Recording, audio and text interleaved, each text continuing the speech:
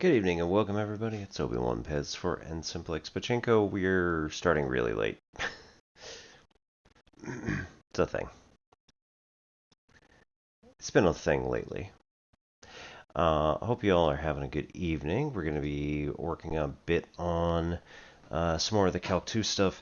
There are like 50 some odd questions in this. Exactly 50? Exactly 50 questions in the Calc 2 like unit review stuff. We're going to try to get through as many as we can tonight. We'll see how far we get. Again, the format, essentially, this is working on cracking the GRE math subject test, second edition from the Princeton Review.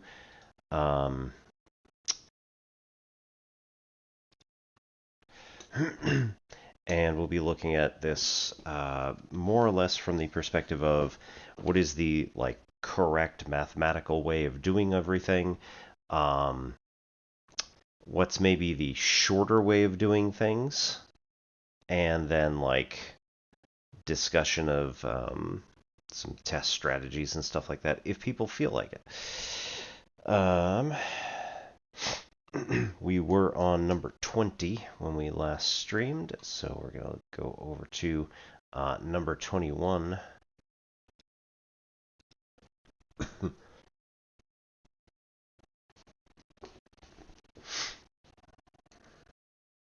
And try to see where we can place everything for locations on this desk, because at the moment it's at a bit of a premium. There we go. Move that over a bit.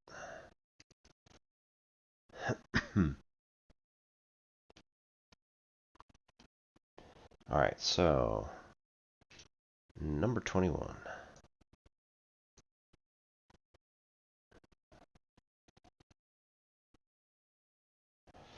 We have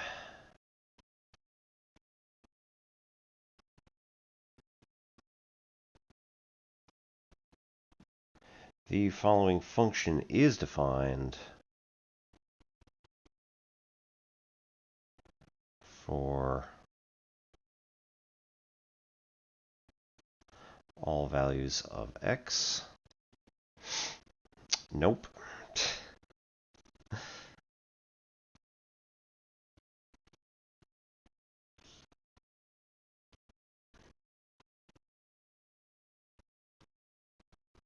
For all positive values of x.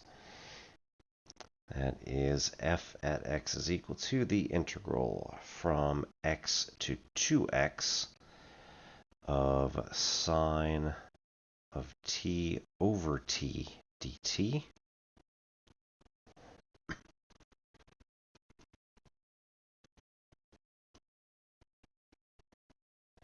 At what value of x within the interval 0 to 3 pi over 2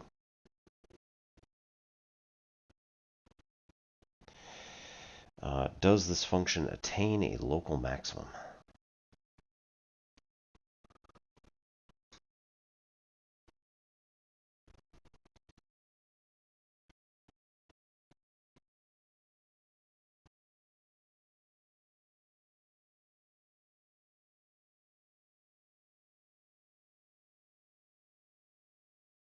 Okay. So in order to attain a local maximum, we want to find the location where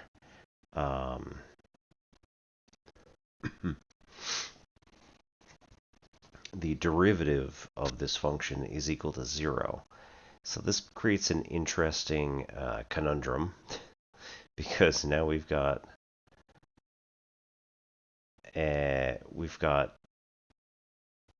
a fundamental theorem of calculus question that we need to work with, saying, okay, we need to find where the derivative of this integral is equal to 0, and our initial value, x, then goes to 2x, but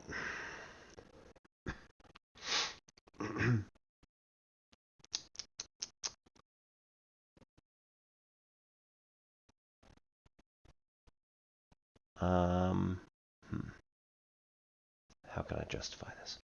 So my issue, I think, is that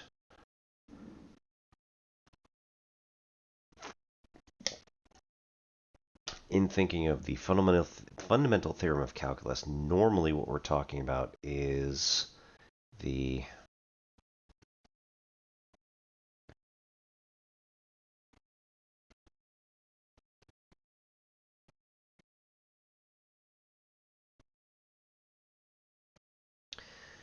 is that we have ddx of some interval, which is going from 0 to t,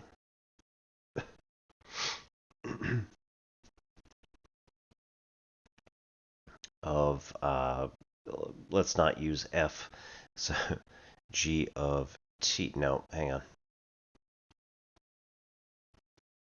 0 to x of g of t dt is going to be equal to the function g at x.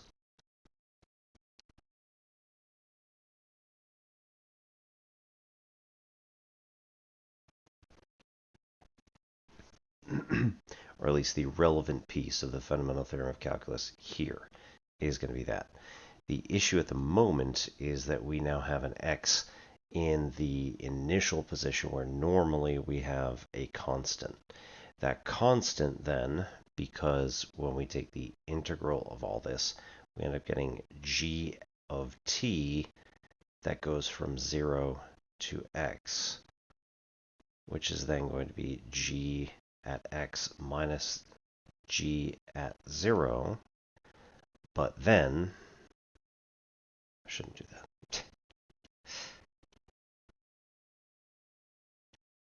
Outside of all this, we have a ddx, which then is going to be ddx of capital G of x minus ddx of capital G at 0. Since this is a constant, this is going to be 0, then here, this is just going to end up being lowercase g of x. We took the integral of lowercase g to get to uppercase g, so we take the derivative of uppercase g to get to lowercase g. This isn't a real issue, of course, but it's just something to remind ourselves of when we're thinking about how we work with fundamental theorem of calculus. My go-to move on this is going to be to split this up as two separate integrals. Right, so f of x could also be thought of as the integral from 0 to 2x of sine of t over t dt minus the integral from 0 to x of sine of t to t.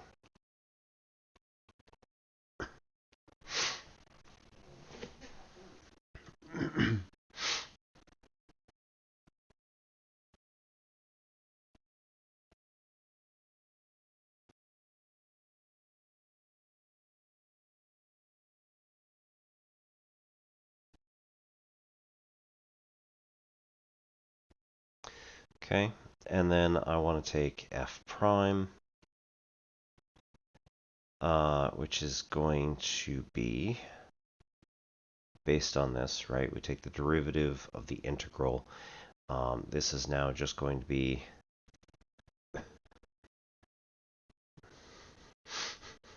asterisk, right? Just going to be sine of 2x over 2x minus sine of x over x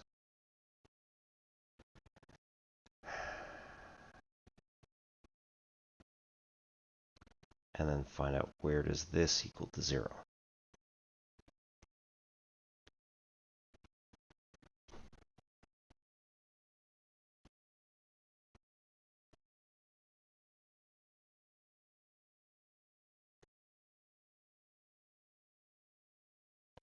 I do hope it's that easy.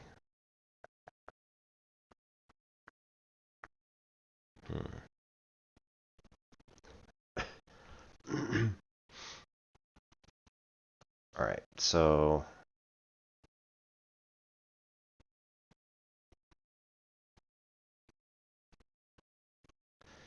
multiple choice options are pi over 6, pi over 3, pi over 2, pi, and 2 pi over 3.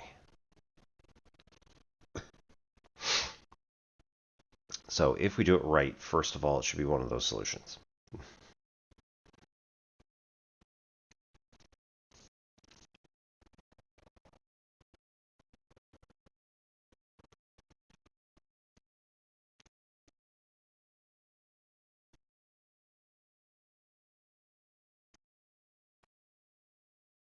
All right, if we think about it,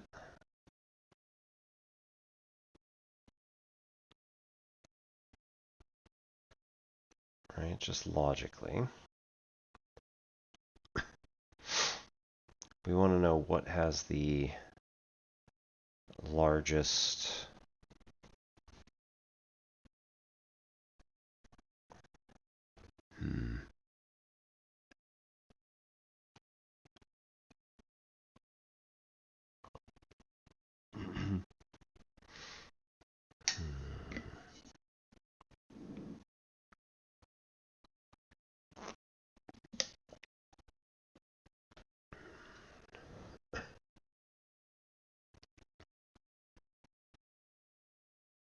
if we think about it on the unit circle,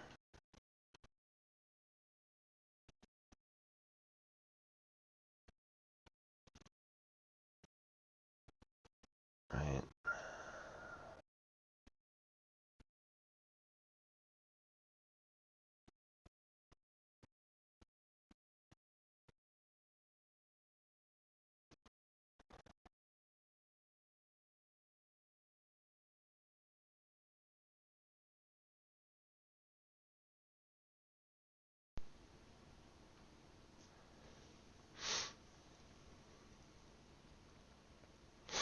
If we have pi over 6 to pi over 3, it's going to look something like this.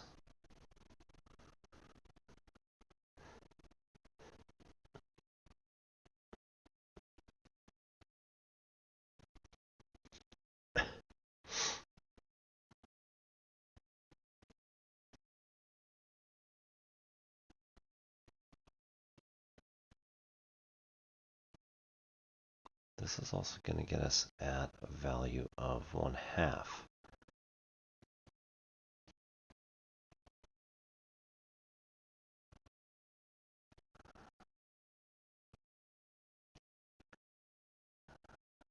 This is root 3 over 2.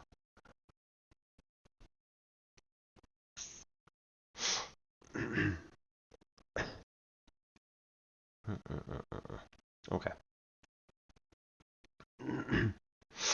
So how do we do it for real?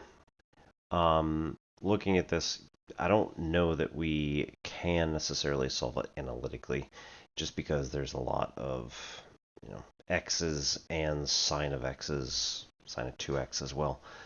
Oh, you know what? Nah, it'll be all right.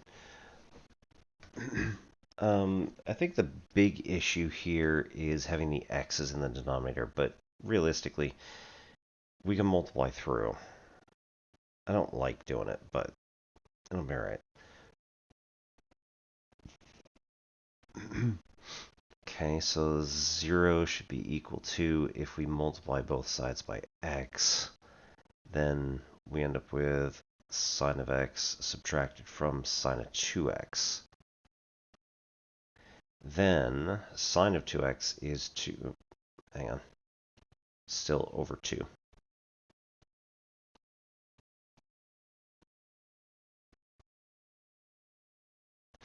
then sine of 2x is 2 sine of x cosine of x. And now this is factorable. So this is actually much nicer. Over 2, divide that out.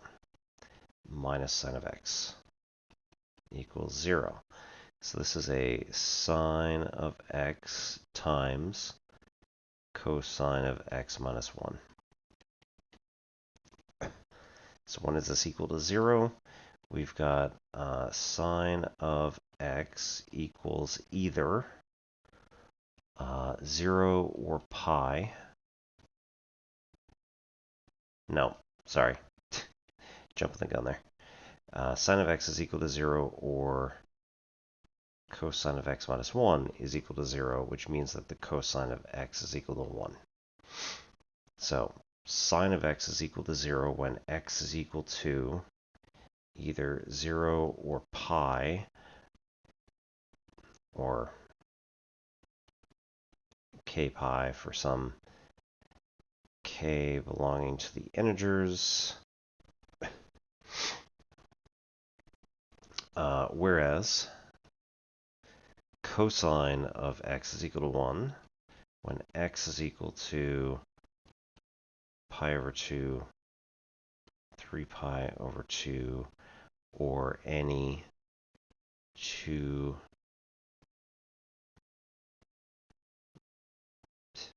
j plus 1 times pi over 2, any odd number j, for j belonging to the integers as well. All right, then the questions are they minima or are they maxima?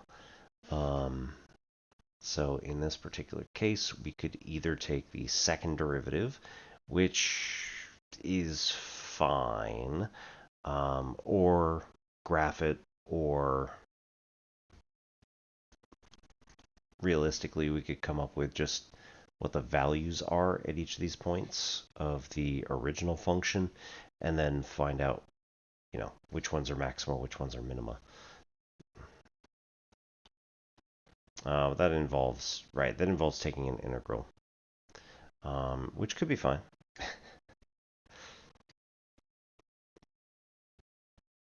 I don't like my chances on finding that value of that integral, though.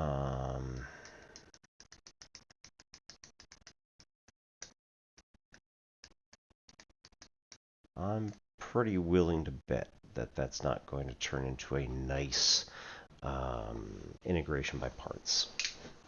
Yeah. Never know. Could. However,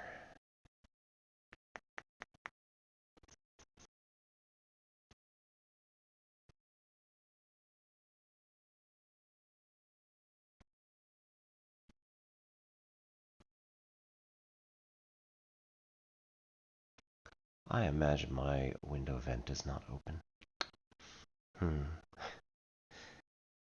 That will be sad.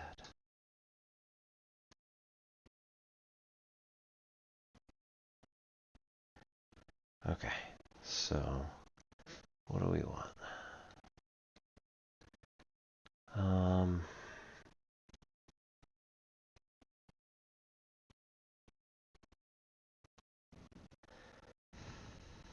All right, derivatives are easier than integrals. So if we do f double prime at 0, it's not at 0, hang on, at x.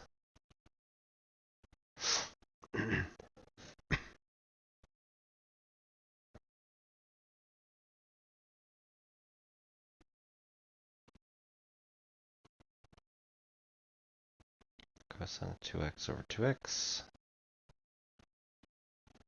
times 2, right, minus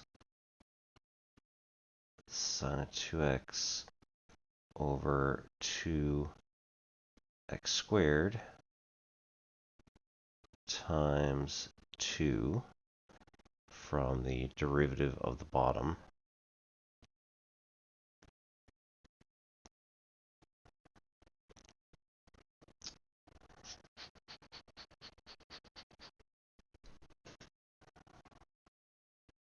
I'm melting. It's not that bad actually, but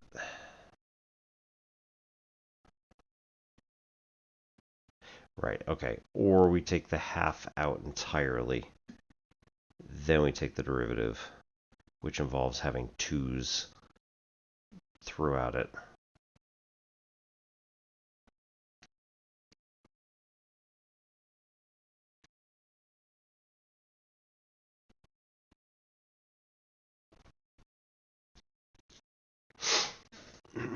Okay.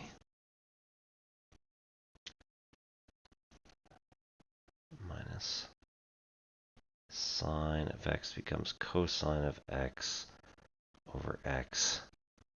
Minus becomes plus sine of x over x squared. And we want to know when all of that is equal to 0 for the second derivative test, which is going to make this pretty gross.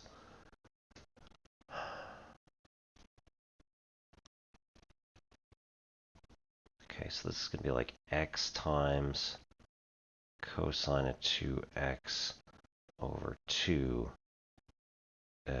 minus cosine of x. Hang on, wait, what?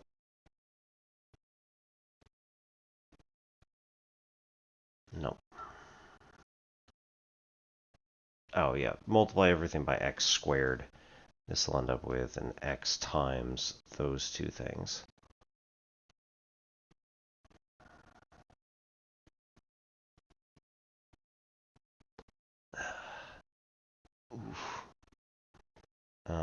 And actually, again, right, our 2's end up going away from here and here.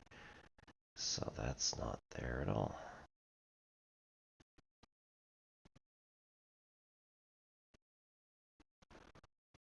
All right.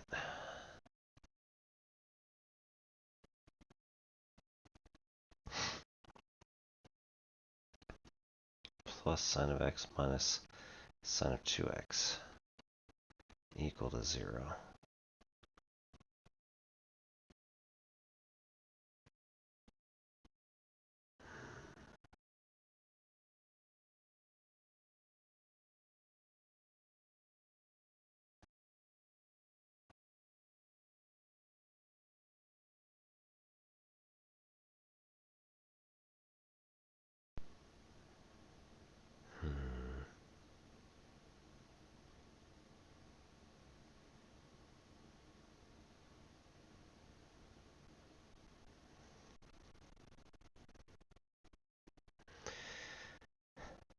All right, so this is not going to work the same way as like when we do our Taylor series and stuff like that. We can't just say like, oh, well, you know, all of the stuff that's constant needs to add up to 0, and all the stuff that's linear needs to add up to 0, because x's are a part of the constant. No, they're not constant, right? X is a part of the terms that are next to all of our polynomial terms. In this case, the constant and the linear function.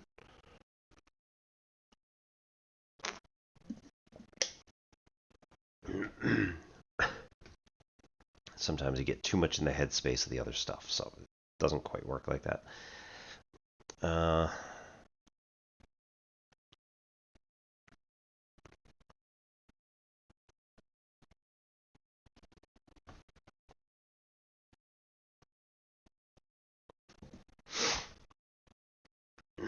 For the cosine of 2x, we could use a couple of things, but again, this is not really worth our time.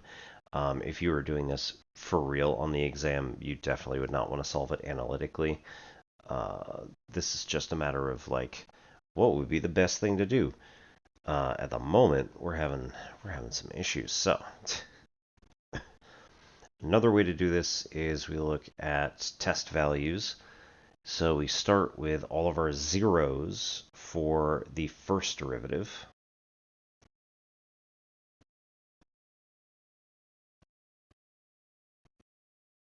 Right, which between 0 and 3 pi over 2, which was our goal, right? It's within these. It is an open open interval. So we have, let's see, pi over 2 and pi are going to split this into thirds. And those are the only things, right? Because 0, pi, 2 pi, and pi over 2, 3 pi over 2. Yeah. So those are the only things we have to actually, like, think about, really.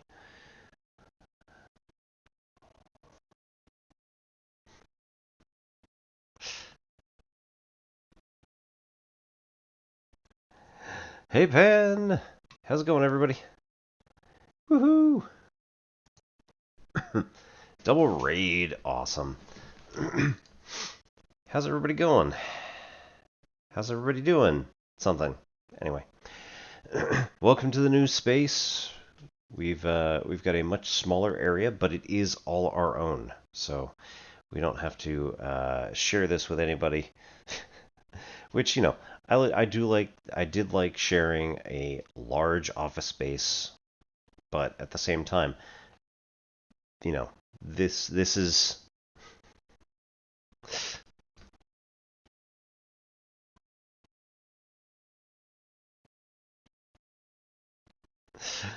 at the same time, like, you know, this is going to be space for just us, and that means just my stuff.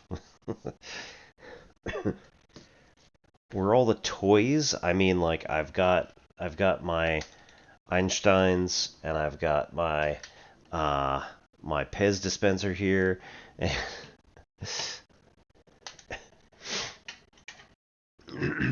But yeah, you missed it.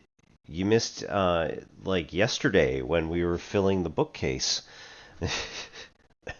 This is also the back wall. I can almost reach it. Got to put a coffee machine. Oh, don't I wish. But I also don't have the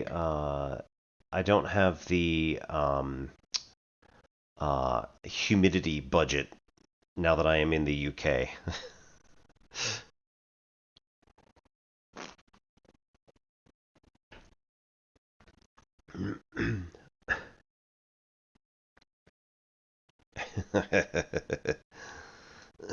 I'm sorry, Dissa. Composite RAID functions. Nice. You know, I do recommend living in the UK, at least for a bit. We're all the way up in North Yorkshire, so like that's a ways. It's usually 4-hour train by London or from London to here. But you know, you can take the train like just about anywhere. And they have a much better rail system here than we did in the US, even though, you know, well, the rail system in the US has been crumbling for decades, mostly because the, you know, oil lobby wants you to use cars more. So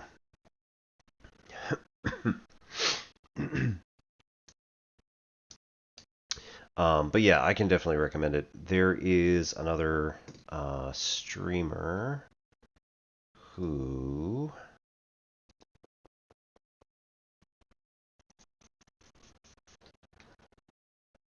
oh nuts. Viking series? I didn't actually watch it, but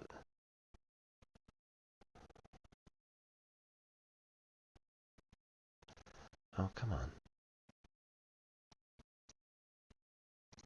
Why am I having problems? I know I'm old, but like I'm not that old.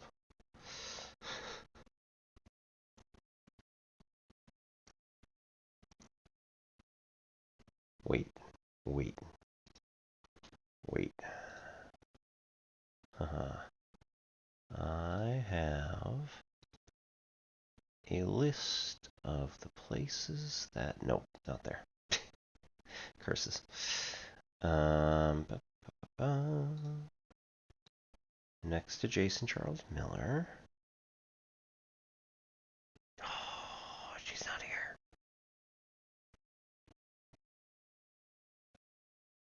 Well, that's disappointing. Yeah, so anyway, I have another streamer that I visit on a regular basis. Apparently, I'm not in her Discord at the moment. Or is it a lie? No, it's not a lie. I appear to be not in her Discord. That's sad. Anyway, she's been a member of Geek and Sundry's various TTRPG type stuff. This is Joe. I'm not gonna. That's so sad.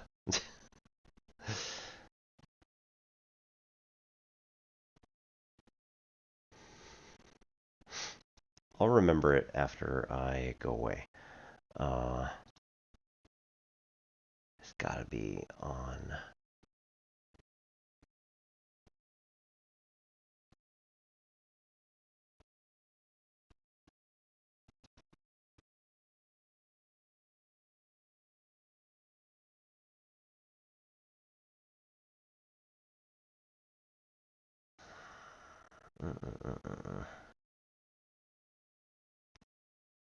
No, I'm just gonna balk. That's all right. Apologies, Joe. So anyway,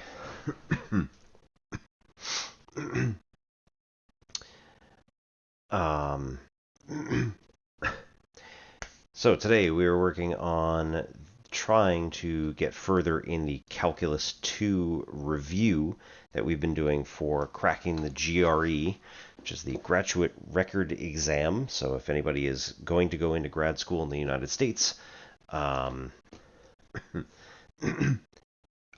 don't know if it's still the standard, but it used to be that you would take the GRE and then see like how your basic knowledge is of whatever subject it was that you're going into. It's like a very light version of quals, you know, if you were doing a doctorate. I did have to pass this exam. I went into... so I had originally taken it before we left New Hampshire. So my spouse and I both graduated in 05. And we both took the exam right at the end of the school year, so April, May of 05. So yeah, it's been 21 years since then. This book is the legal drinking age in the United States. So oh, you weren't actually talking to me though, so that's fine.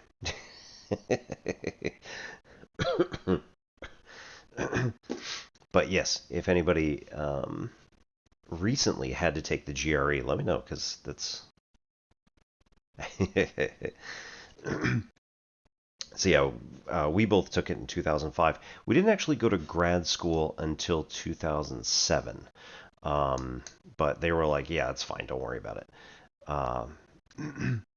So we both went to Johns Hopkins at the Applied Physics Lab in Laurel, Maryland. And we didn't go... We went to the Homewood campus up in Baltimore, like a grand total of about 3 times. It's...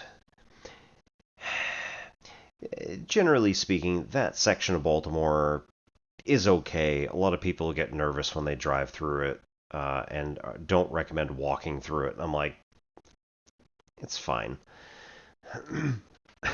Certainly been worse places.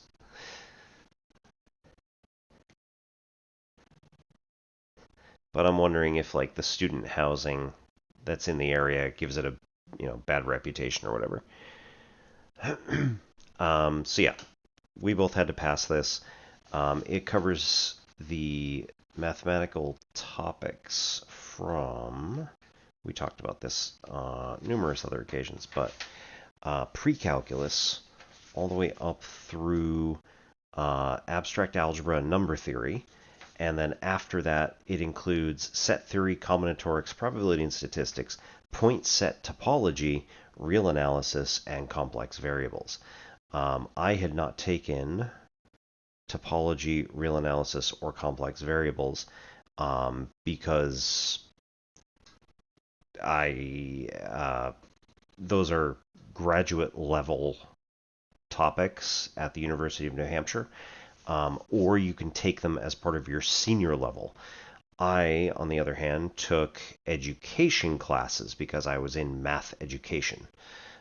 So I took the set theory, combinatorics, and probability and statistics stuff, and I did fine. I wasn't super great, but, did enough.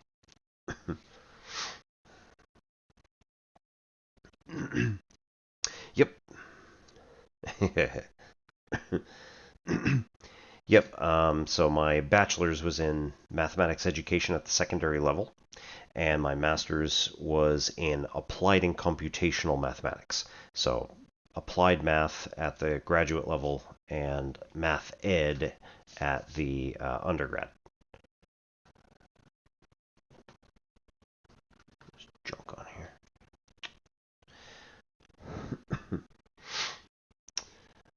What we were looking at so far, just this one, was the following function is defined for all positive values of x.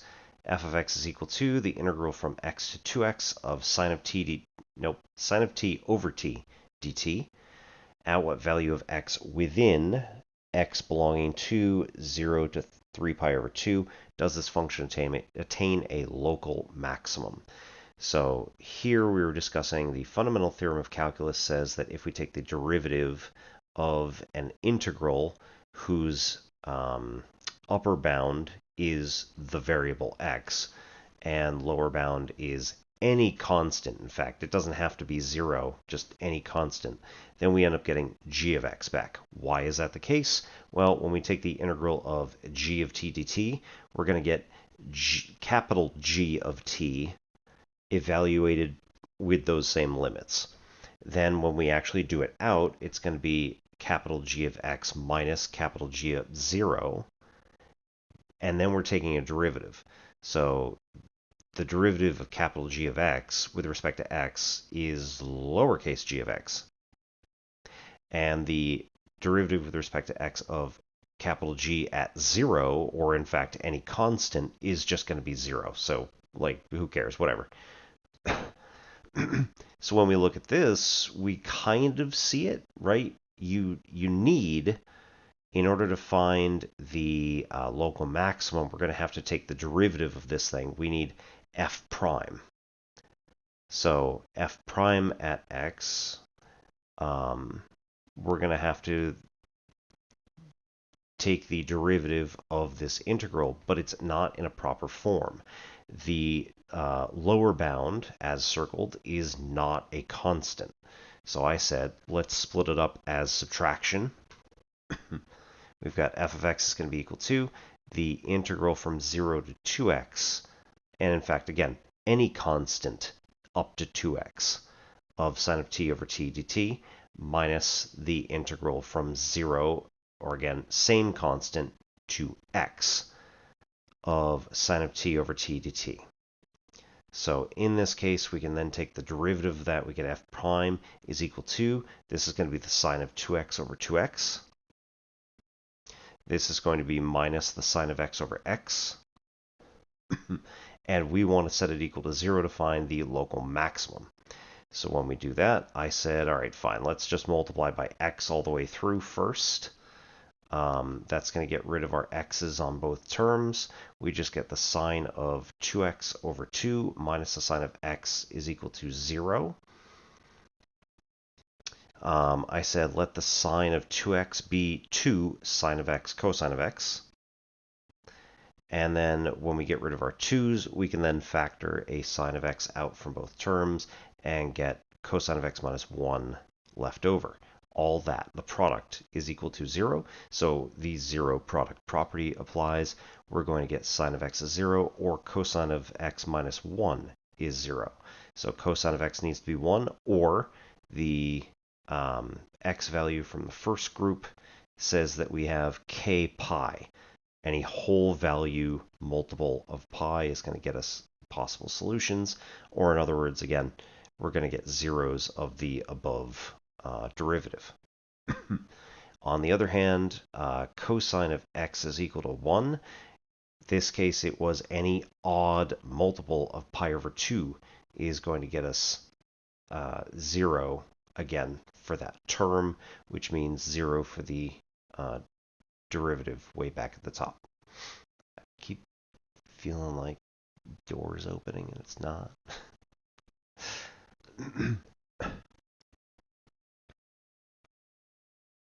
I wonder if it's the wind. We have a piece of plastic in the flue in the fireplace, and like every time the wind blows, it like shifts because the pressure changes up in the chimney. So I'm wondering if it's like that door is just loose enough that it's gonna move back and forth. Anyway, enough of me being paranoid. So then here what we've got is, well, our answers are any whole value of pi is going to get us 0 values. So that means possibly pi is 0, or sorry, x is pi is going to get us one of these values. It could be 0, but again, we're not including that as part of our solution set, so that's not going to work. On the other hand, again, 3 pi over 2 is not part of our solution set, but pi over 2 is. So then we got to know which one's which.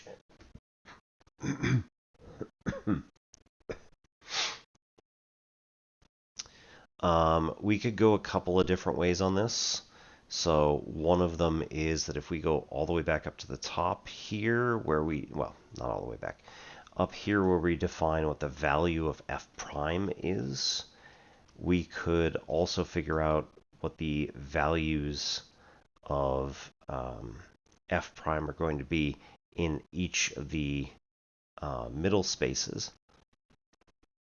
And by doing that, or at least finding the sign of those particular values, we could look at it and say, okay, if the sign is positive on one side and negative on the other, then we had a negative slope coming in and a positive slope going out. Oh, look, that's a minimum.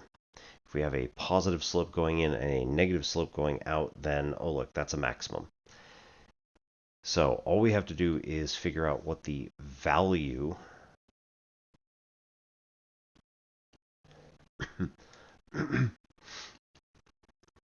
right? Find the value of f prime at x at any of these individual locations that are between these values. And then again, by finding the sign of those values. Don't even care about the numbers themselves. If we find the sign of those values, then we look at that and say, all right, got it. If you're doing this as a test, right, like actually doing the GRE, then I would recommend just graphing it because it works. You could just graph it. You could have, in fact, probably just graphed the entire thing all the way back from the beginning and said, where is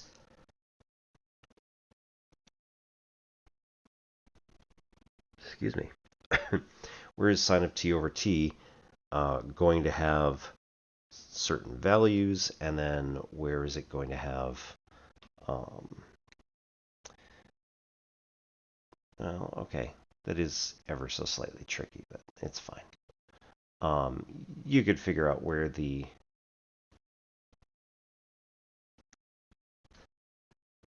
rough estimate, where are you going to get a maximum value versus a lower value. It does make it challenging though because it's from x to 2x. So like as x gets bigger, like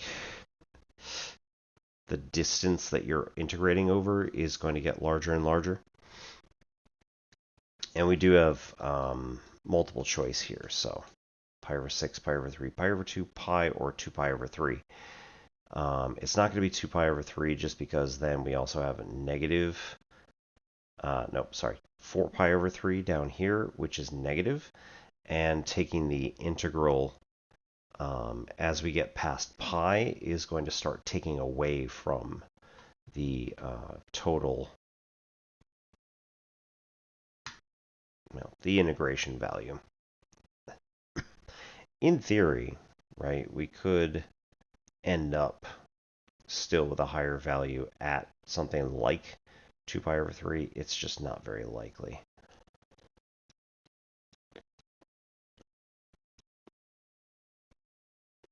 But we'll see here.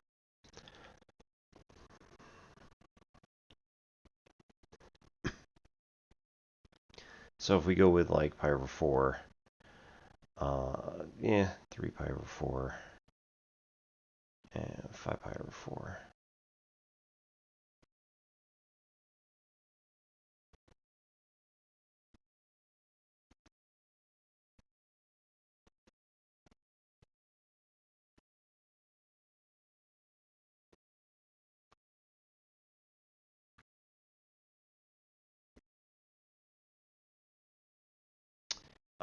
So pi over 4, well, f prime at pi over 4 is going to be equal to, we're going to get sine of pi over 2 over 2 pi over 2 minus sine of, nope, 2 pi over 4.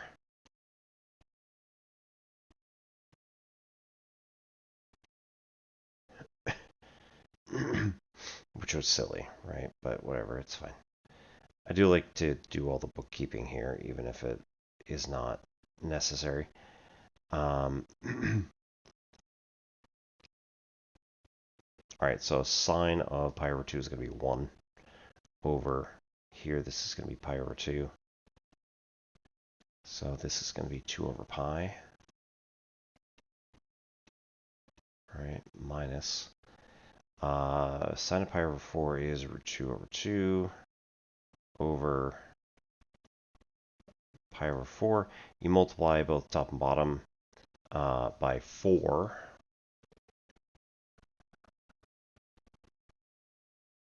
It's going to get us 2 root 2 over pi. So this is going to be negative.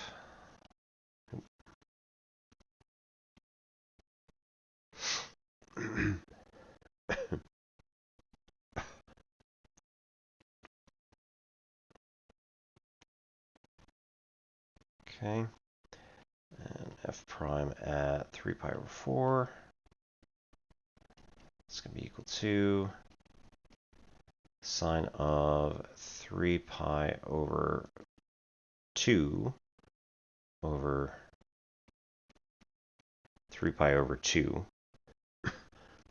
Right, once we double 3 pi over 4, it's just going to be 3 pi over 2 there. All right, minus the sine of 3 pi over 4 over 3 pi over 4.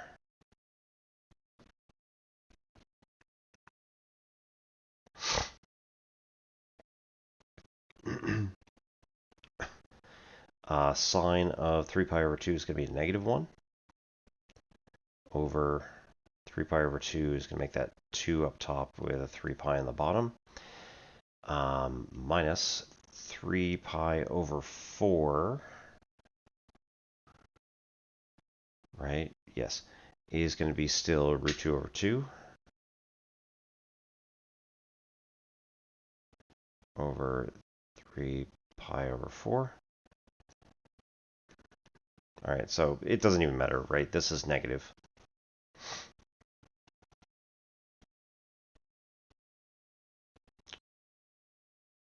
I don't like that, but it's perfectly valid. We just have to double check later. And then f prime at 5 pi over 4.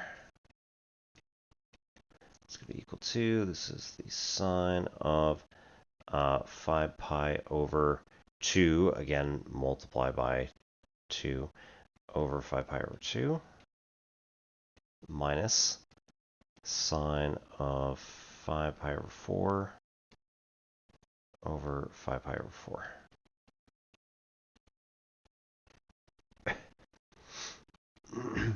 Okay, sine of 5 pi over 2. Right, this is going to be 1, 2, 3, 4, 5 if you need it. So 1 over 5 pi over 2, we can multiply the top and bottom by 2 over 5 pi. This is going to be a minus 5 pi over 4 is down in the third quadrant. It is negative. It's still root 2 over 2 over 5 pi over 4. This is now positive. So both terms are positive. So that's going to mean that here we have a positive. Then this also means that we have something that has a negative slope leading to something with a positive slope.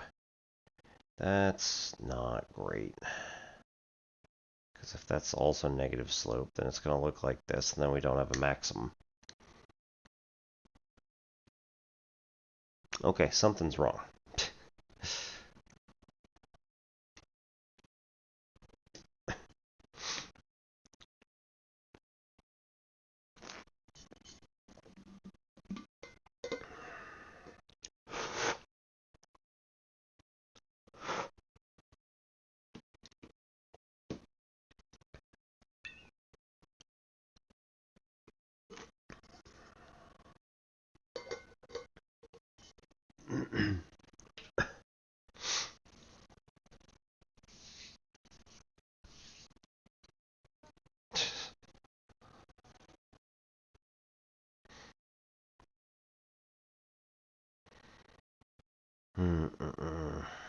Right, so we have only two solutions that fit the question, but that's not necessarily right. Yeah, I could have messed up really badly. I mean, I messed up pretty badly down here. So, if the location at pi over 4 actually were positive, that'd be pretty nice. But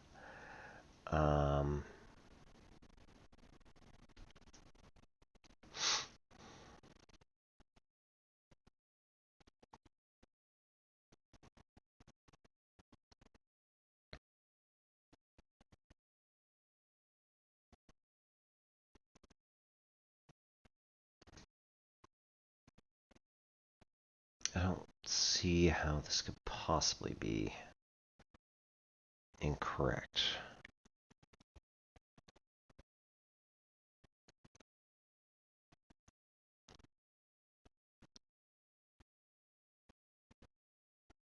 Okay, so we're gonna, yep, calculator. Good time now. We'll just do it on Desmos. It's right here.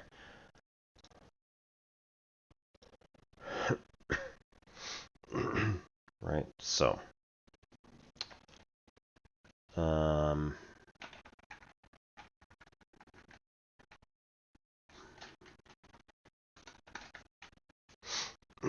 y equals sine t over t. We're going to limit this from -1 to pi.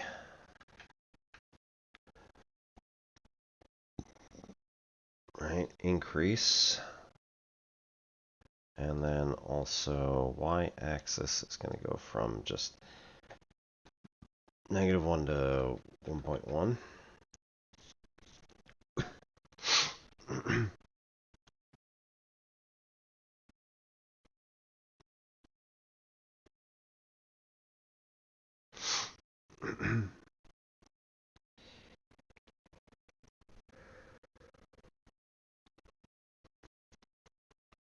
Right, then 3 pi over 2 is going to be like 2 point something, so it's going to be like over here.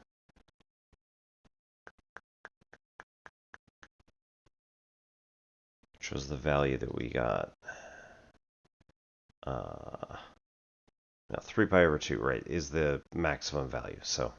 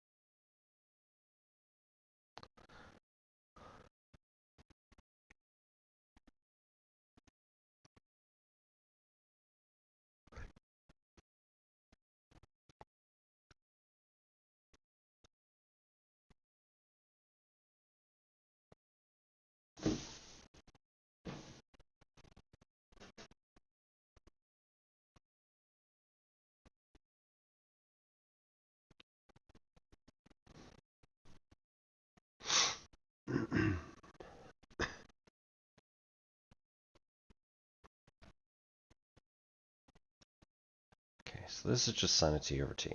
Then we want the y equals sine of 2x over 2x minus sine of x over x.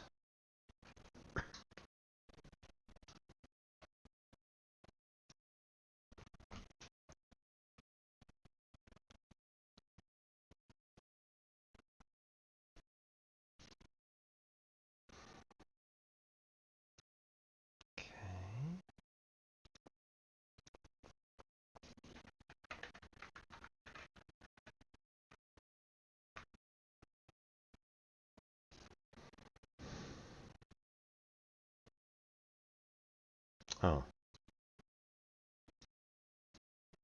Yeah, 3 pi over 2. Jeez.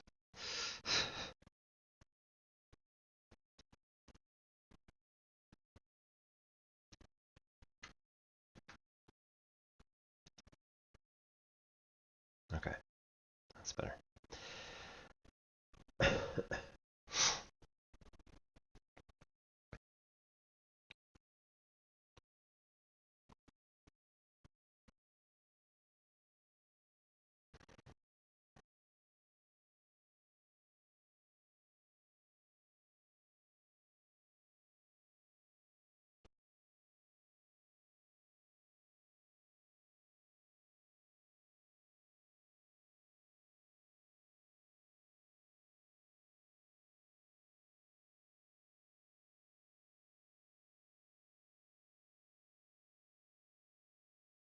Hmm.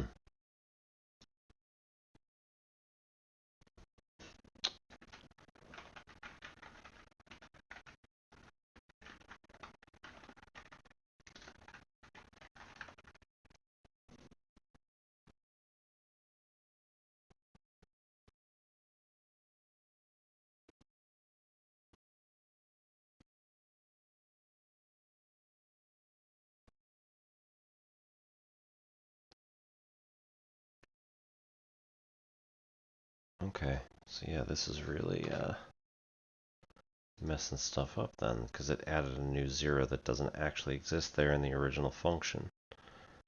Oh dear. Well, that's gonna get us in trouble there. Okay, I think ads are about to send us on to a break despite not actually counting down all the way. So, I'm gonna go and cool off. Maybe grab a fan, stick in here. Anyway, see you in 3 minutes. Thank you very much, everybody, for coming. And, yeah, be right back.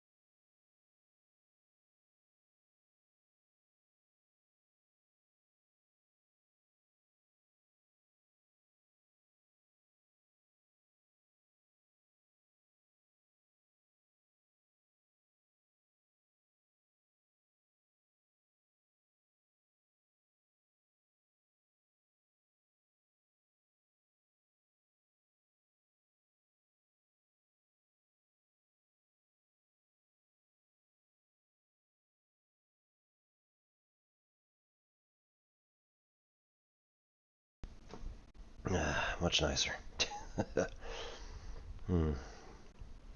Put a fan like right here.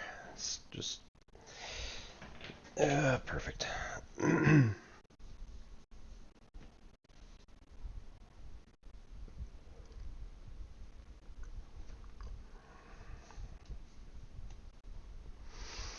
Okay, so we wanted zeros of the blue function, which got us zeros at 0 and pi. And the next one's going to be at 2 pi.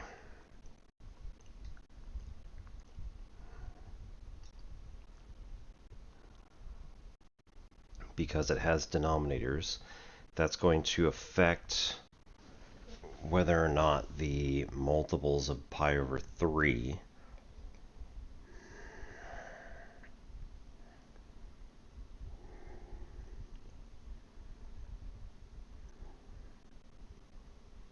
are also going to have zeros there.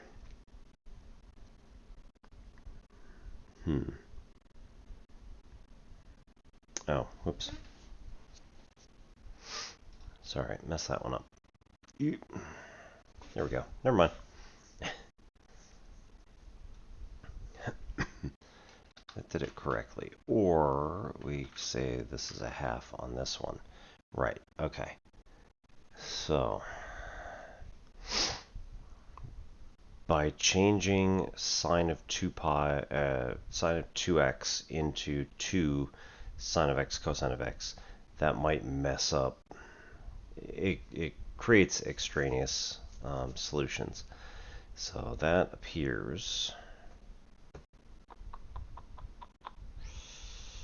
to not have a minimum, which is, sorry, not have a maximum value, which is rather frustrating because clearly the question states that, yes, it is going to have a maximum.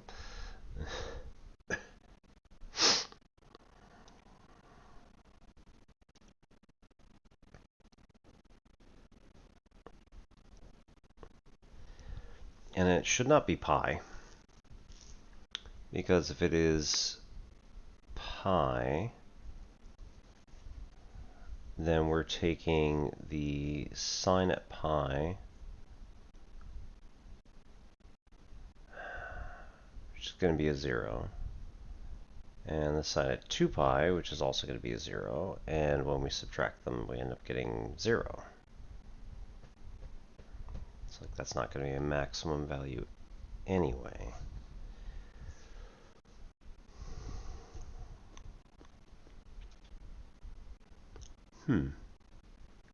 So what do we do wrong?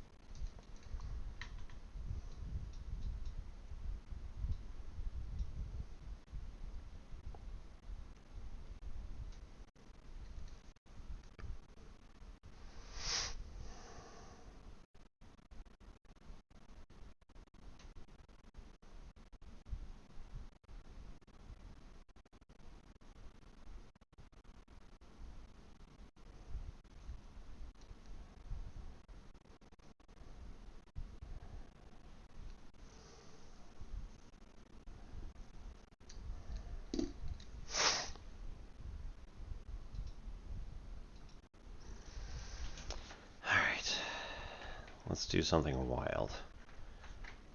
X to 2x of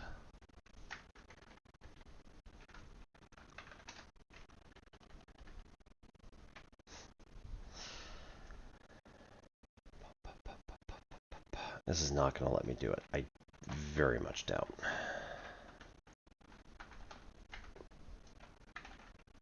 Oh, actually. Never doubt.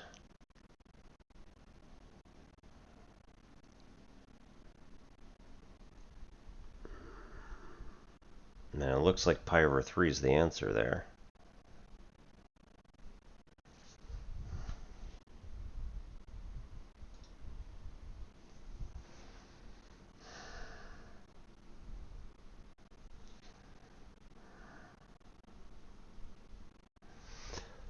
So when I was drawing out this, I was also thinking, you know, what are the... Hello? Uh-oh. Oh no. Tablet. Wake up. Oh no. Oh, you know what?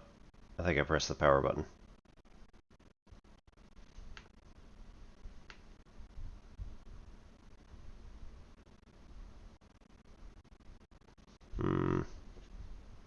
Maybe not.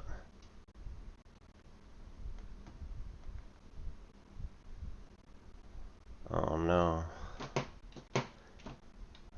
Oh, you know what? I might have unplugged it.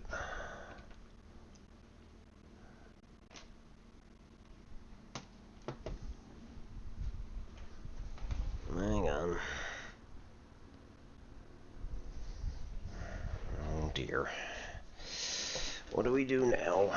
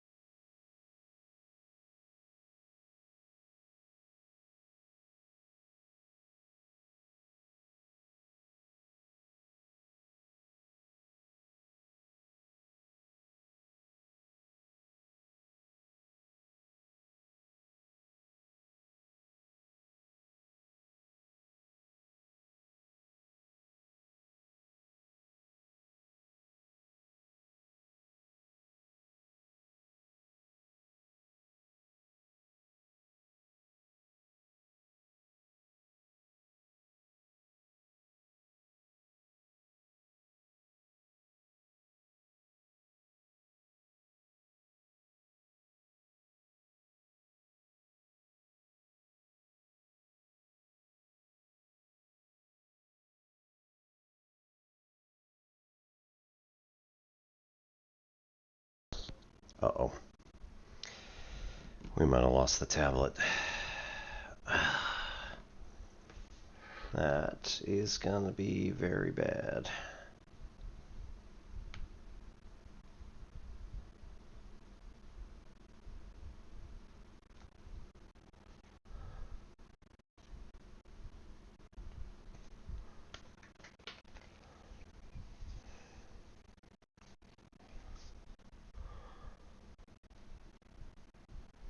Hmm.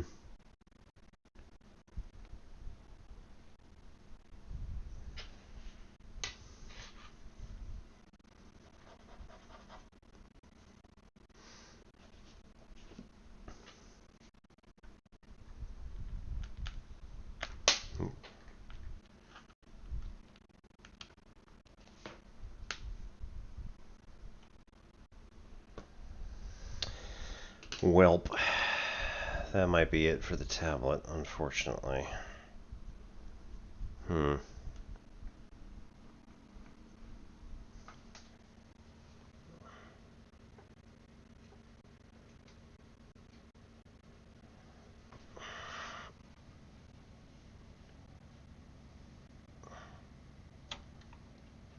see if just moving it is going to do anything.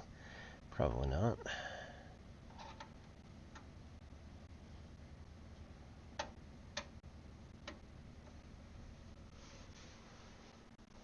Yep, okay.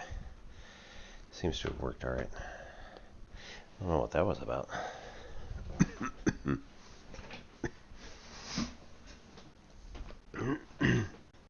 Possibly also has something to do with how much it was being stretched and or bent. So I moved it to a closer USB port, and that should be okay. Anyway, I was looking at this, and I was thinking to myself that if we were to draw in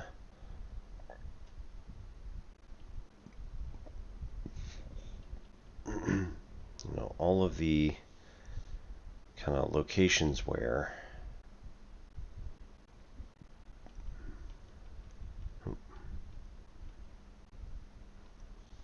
we have these distances.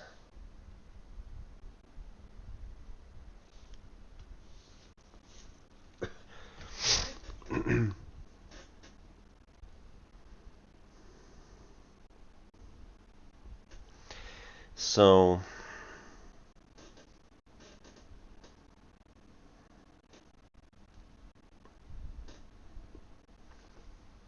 it's not quite true, but if we were to think about the area under the curve for all of this stuff, right, it includes all of this up here and all of this over here.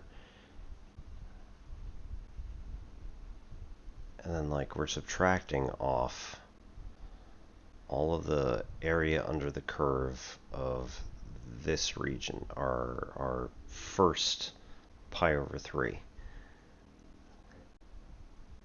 Right? We're essentially looking at the area under the circle that exists within this whole region here, without including the stuff further back that way. But I don't know how accurate this is, but then if we go the other way with just pi over 6, for example, as our answer, then we're just collecting all of the stuff that's like between here and here. And so that's going to make a very small area overall. Like I said, I don't know how accurate it is to say that.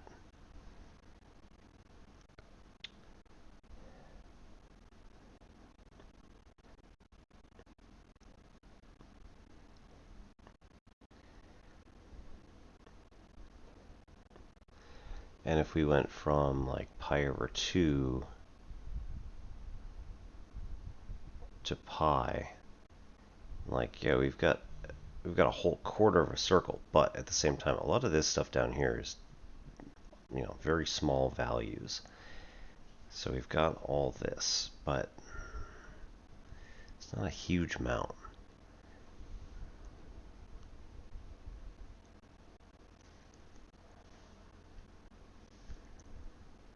But everything from pi over 3 to 2 pi over 3 includes kind of a lot of stuff, right? All that stuff at the top.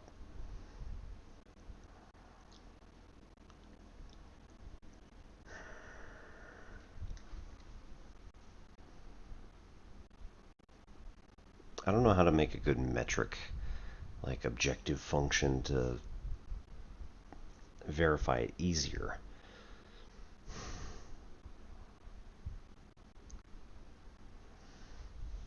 Okay.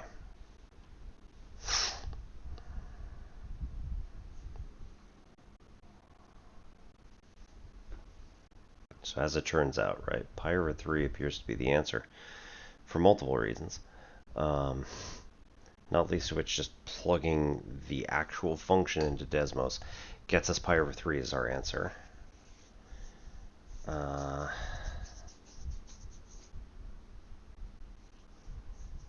also some other stuff going on there, but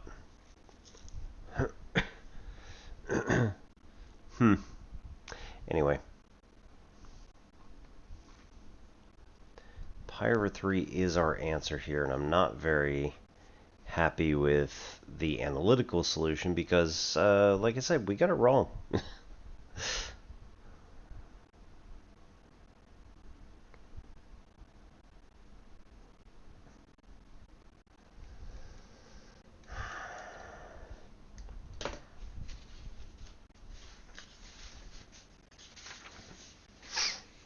Okay, so let's look it up in here, see what they have to say for themselves.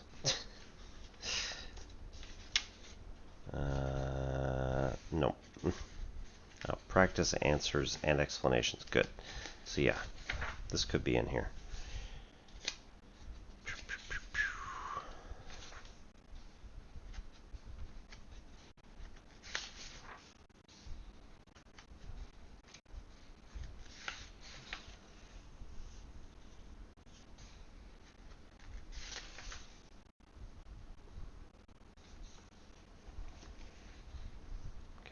explain to me what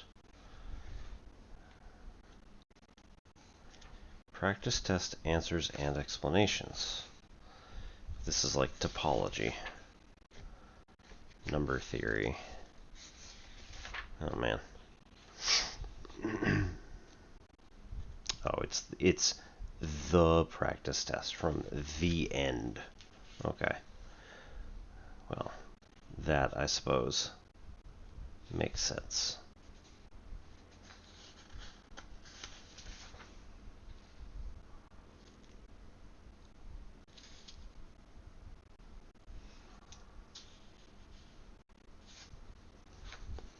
Yeah.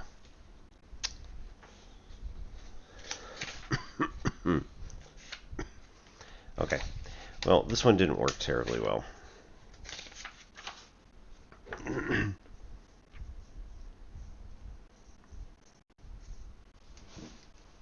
So let's think about a better way that we might be able to work with this, right? So first of all, if you're in an exam,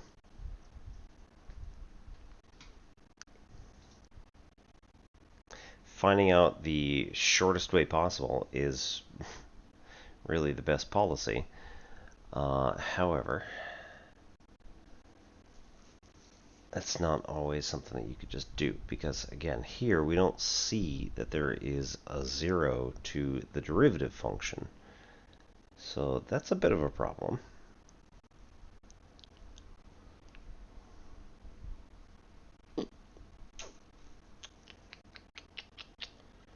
So again, we look at this, we had to separate the pieces, take the derivative, the whole thing.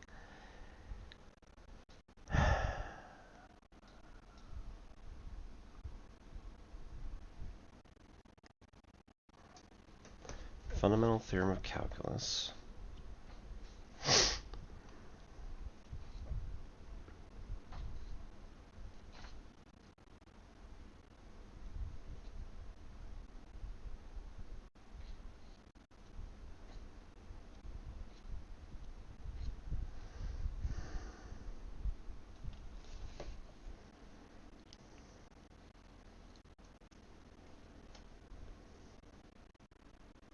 Oh, hang on.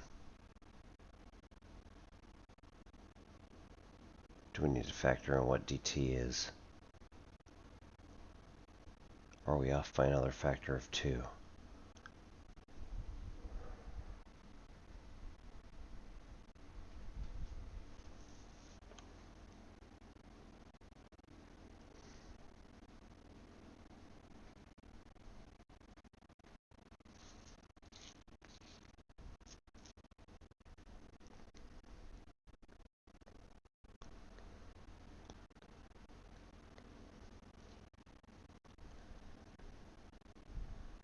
I mean, technically.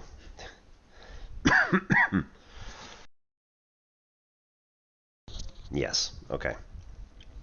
It is.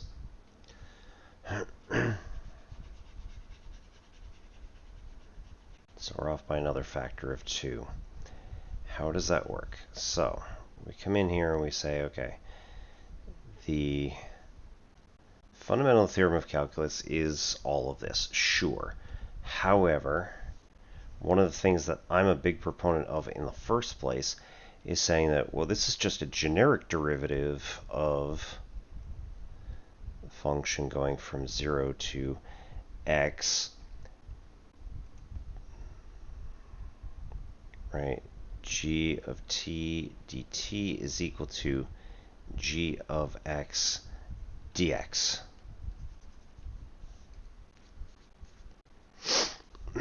So if we have a function here in terms of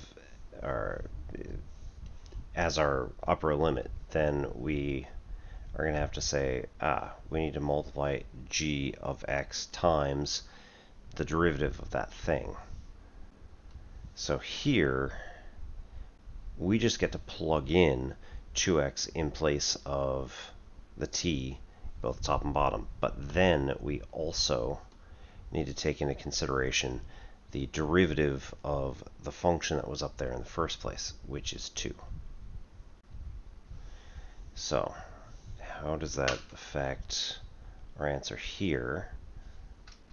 Yep, bingo. Yep.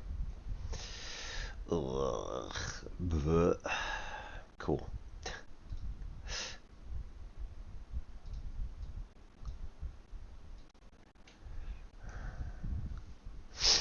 Okay, so we can do 0 is equal to, and then here this is going to be the sine of 2x multiplied by x all the way through, and that's going to be minus the sine of x. Then we get the 2 sine of x cosine of x, nope, minus sine of x equals 0, sine of x multiplied by 2 cosine x minus 1 is equal to 0. So either sine of x equals 0, which again x makes it 0 or pi over 2 or other k pi,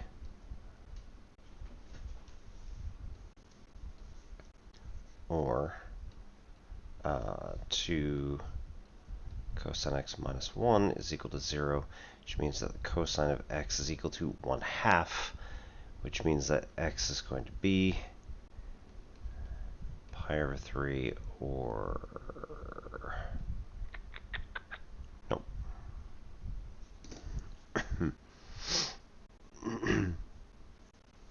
Next one's in quadrant 4, so I'm not going to bother.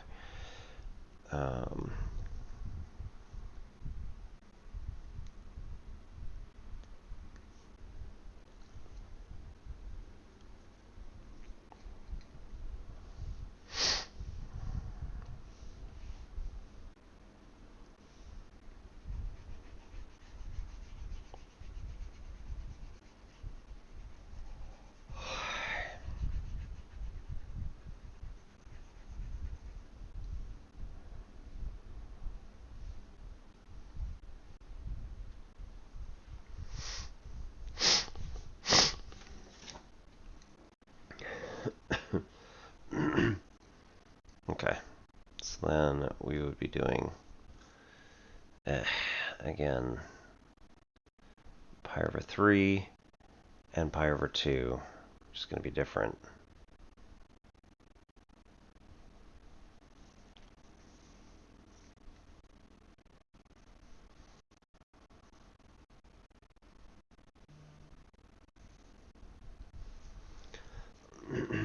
Right, this is going to be pi over 3.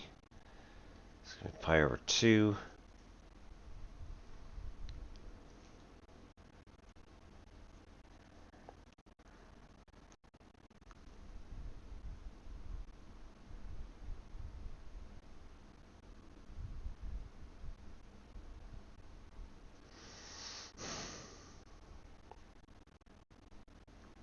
Between pi over 3 and pi over 2, that's really annoying.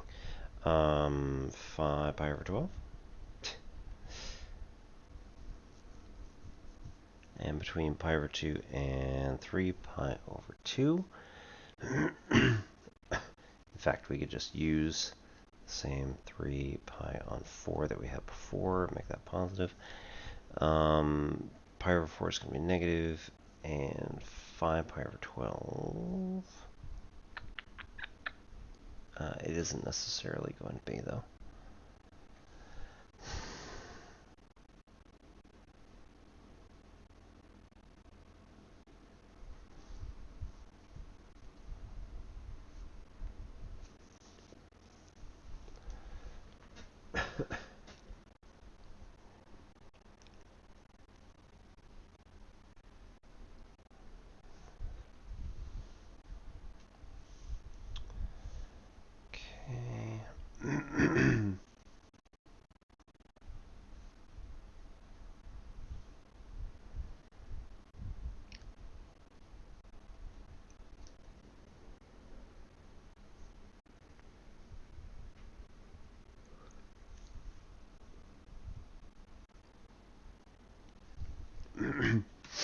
So pi over 4 is like, well, it's exactly between 0 and pi over 2.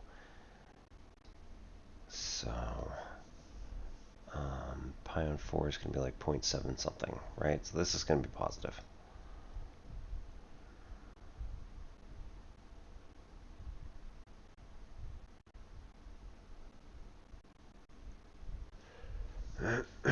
And then 3 pi on 4 is exactly between pi on 2 and pi. So all of these values end up being negative here.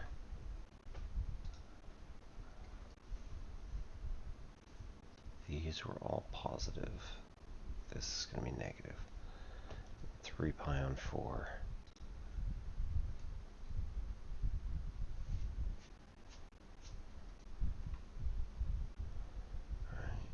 Blue and green are positive.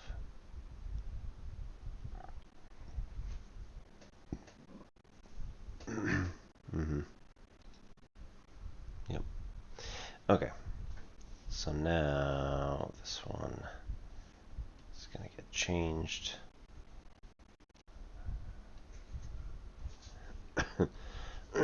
Right.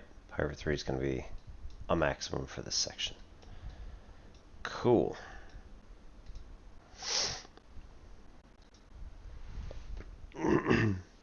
(22). Let f of x is equal to x to the k e to the negative x, where k is a positive constant. So it can be any real number you want, just got to be positive. For x greater than 0.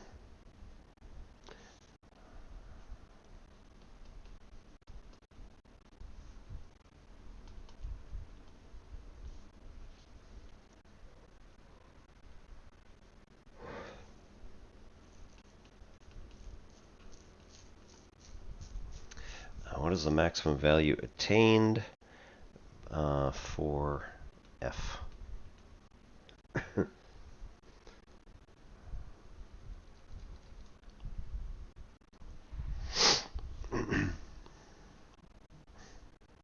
All right, this is another, would be another product rule. We want to know what f prime is.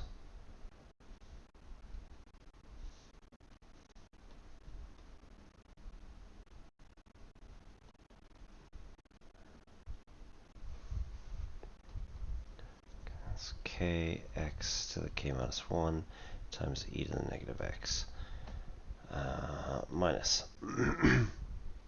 x to the k e to the negative x.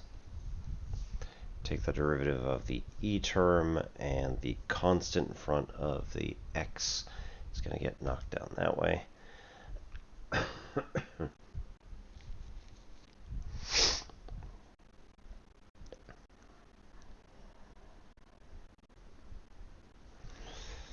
Okay, so this is going to be x to the k e to the negative x equals k x k minus 1 e to the negative x. Okay, multiply both sides by e to the x. And we get x to the k is equal to k x to the k minus 1.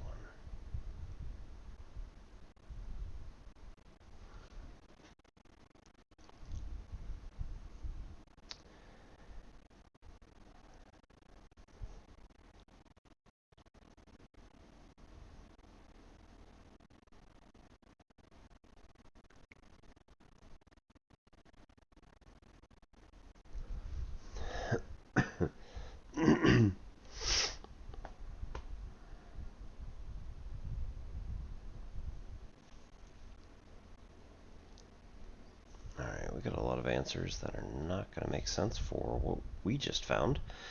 So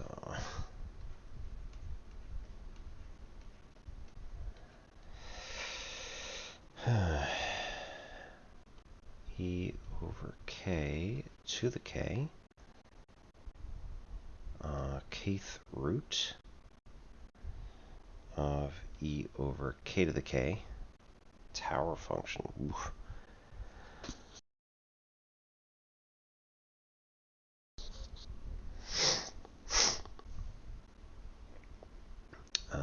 Natural log of k to the k over k.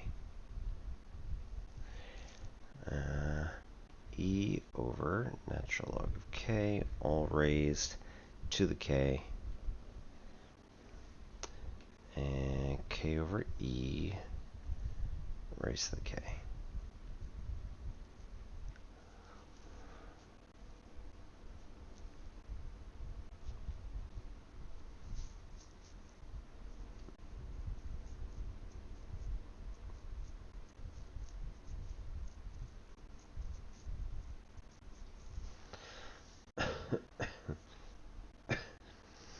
Okay, so if we were to divide this over, right, that means that x is, okay, since x is greater than 0, we can divide by x. That's fine. So this is divided by x to the k minus 1.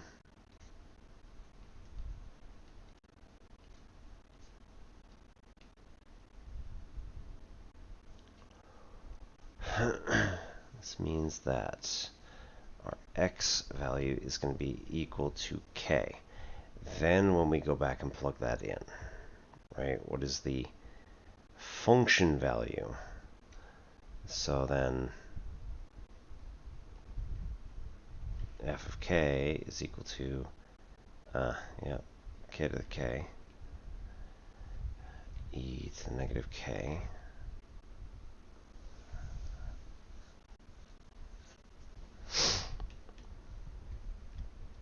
which is equal to k to the k over e to the k, which is parentheses k over e, all raised to the k.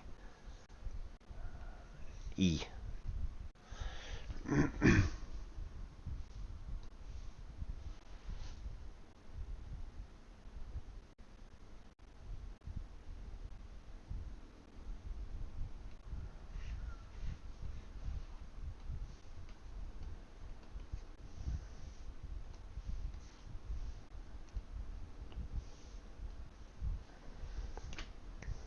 Okay, radius of a circle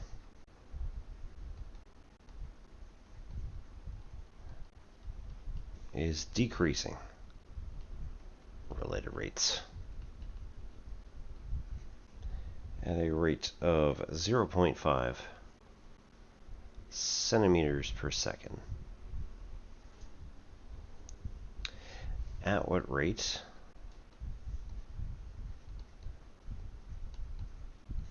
in square centimeters per second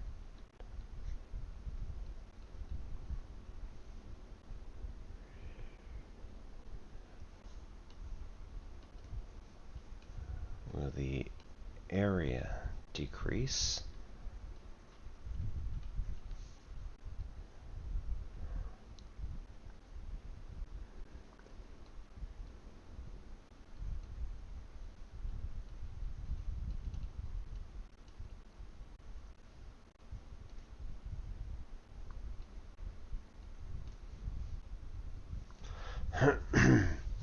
At what rate in square centimeters per second will the area decrease when the radius is 4 centimeters?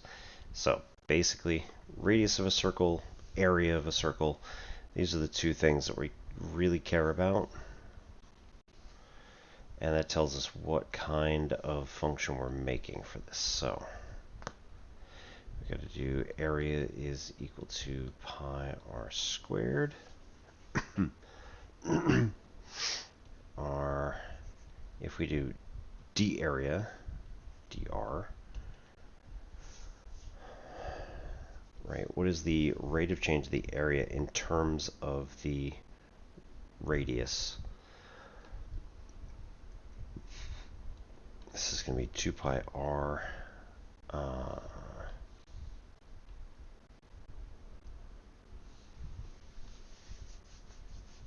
2 pi r times dr. Ah, well, right, if you don't already have the dr on the other side. This is something that I prefer, and I tell everybody all the time. If you just take a general derivative, a generic derivative, then you're able to say that we just want dA. So what is the derivative of a? Not with respect to anything in particular. It is going to be twice times pi times the radius times the derivative or the rate of change of r. Tends to work out all right. You just got to watch yourself a little bit. Then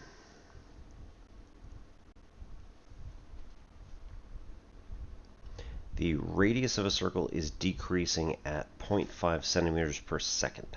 Now this also means that we can make this in terms of time now. Right, if we wanted to, we could have started from the beginning as d to t of all that. So at what rate is the area decreasing? dA dt is value we're going for. And then we want to know, given that we have a decreasing rate of 0.5 centimeters per second,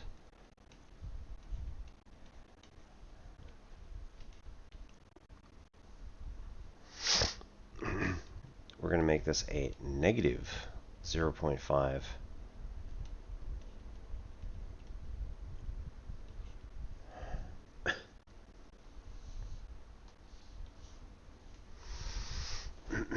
right, at what rate is the area decreasing? dA dt is equal to, this is going to be 8, or well, half of that. It's going to be negative 4 pi square centimeters per second.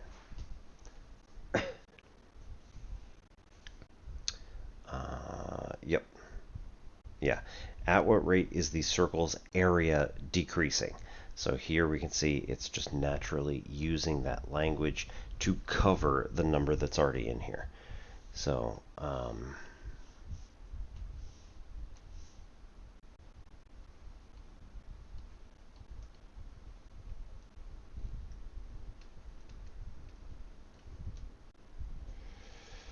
A is 4 pi, which is going to be our answer. B is 2 pi. C is pi.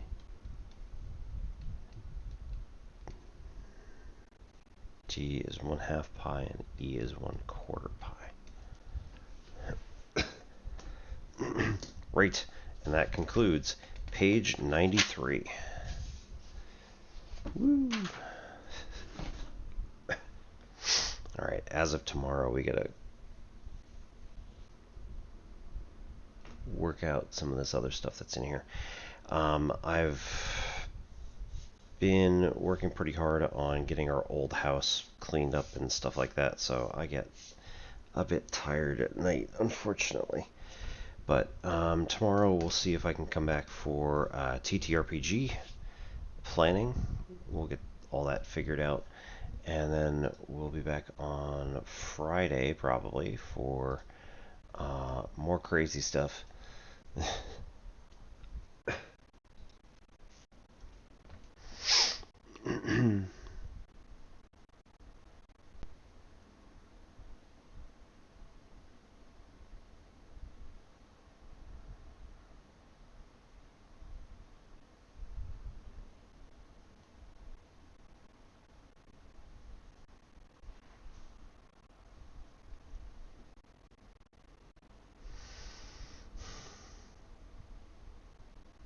Let's head over to Racodactylus, who is currently talking about artificial intelligence creates real ignorance. Raco does a lot of conspiracy theory debunking and other cool stuff like that. And also, Zakap is hanging out in there. He is a UK streamer who does political commentary and stuff like that. So check them out, both of them. I will see you all probably either tomorrow or Friday, maybe up until next week if I'm really super crunch for time, but we'll see how things go. My name is Obi-Wan Pez. This is N Simplex Pachinko. Hope you all have a good night. See ya.